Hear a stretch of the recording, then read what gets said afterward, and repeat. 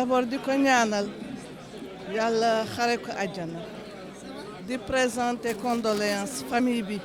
ak peuple sénégalais yëpp Ameth Dansokho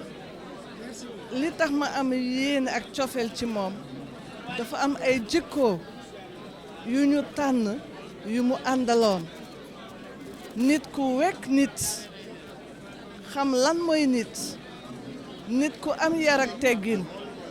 xam ce qu'on appelle les valeurs nit koo xam ni xol bi dara nekk ci woon ci lu ñuul walla lu metti nit ku baax moo dem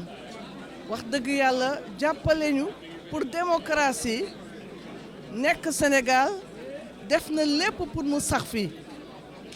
yal na ko yàlla xare àjjana